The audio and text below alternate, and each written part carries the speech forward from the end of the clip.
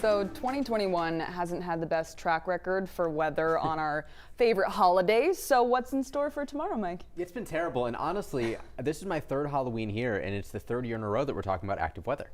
We've got heavy rain on the way tonight, some strong wind gusts. Here's a live look right now in Kennebunkport. We can pretty clearly see that the rain has begun, but this is not the heavy rain. Things have been pretty light so far today. I've been keeping an eye on rain totals, especially along southwestern Maine, where the rain has been a bit more persistent, and some spots are starting to get closer to a half inch now, or maybe a little over. But all in all, I think that we still have about 2 hours before the heaviest rain actually sets up here. On the flip side, we're starting to see the waves build up pretty quickly. Most of the southwest coastline to the seacoast in New Hampshire sees waves around 8 feet right now, 7 to 8 feet, and these will build tonight. Seas get very rough tonight as wind gusts pick up. Currently, Wiscasset gusting to about 21 miles an hour, Portland to 28, wind coming straight out of the east, and this is expected to increase overnight tonight as well. Here's the current satellite and radar. A couple of things I want to point out. I've been keeping an eye on some of the webcams in the county here. If there's actually a big hole in the clouds like this, which I'm not sure that there is, because the webcams seem to still show some cloud cover, but if there is a big hole, you should be able to see the aurora.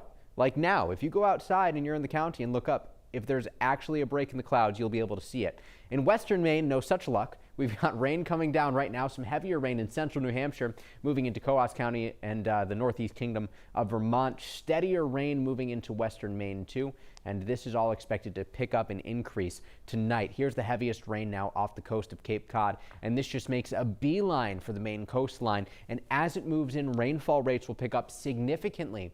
I'm anticipating a risk for some flash flooding across most of western Maine and into central Maine.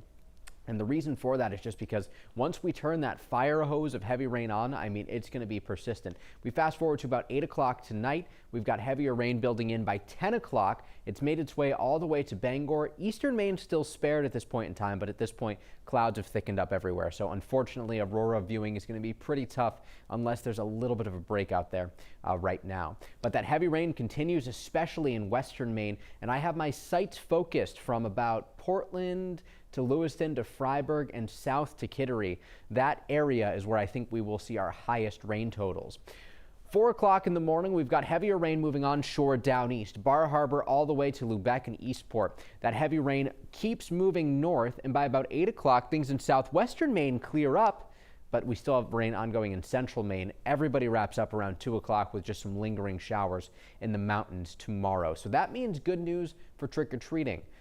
I'm hoping that we don't have to deal with many power outages tonight, most likely mid-coast and down east where wind gusts could approach 50 miles an hour.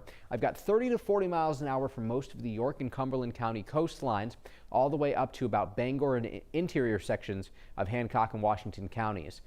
Otherwise, Keith wrote meh yesterday, and I agree with that. Wind gusts between about 20 and 30 miles an hour, so not really enough for damage. Rain totals going to end up approaching about 2 to 4 inches. And again, this is the area that I just highlighted, and maybe even some of the southeast facing slopes of the foothills and mountains. We're looking at 1 to 2 inches for Bangor and most of the mid-coast, about a ½ inch to an inch down east and into the crown of Maine. A couple of things I want to point out here, though, is that we've got a lot of leaves coming down with this storm. Clogged drains are an issue, which could enhance the flash flooding risk, especially along the coastline where most trees still have a lot of leaves. Just something to keep in mind there. It's also going to make travel a bit more difficult with increased stopping distances and less visibility overnight tonight.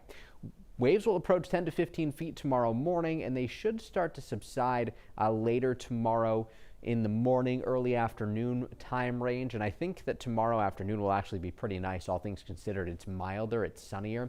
This moisture-starved front rolls through on Monday. Behind it, we do get a bit breezy, though, and that's actually going to move in some cooler air for most of next week. So I do anticipate next week to be cooler than where we've been, a bit more November-like, if you will, as we start off the new month. And temperatures overall the next couple days are going to be the warmest that we see for quite some time, I think. Seas tomorrow, 9 to 14 feet. In the morning, we've got gale warnings that are going to go into effect, that are already in effect, rather, until tomorrow morning. Rain ends clearing up tomorrow, bright and breezy Monday, sunny and cooler with some mountain flurries on Wednesday. Ooh. Partly sunny at the coastline.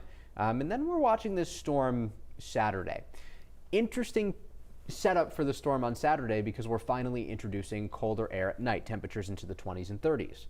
Depending on the timing of that, maybe some mixing in the mountains, things like that. We've got a week to figure it out, though. Yeah, but getting seasonal. November rolls around and things are getting a little chillier. That's how it goes. All right. Thanks, Mike.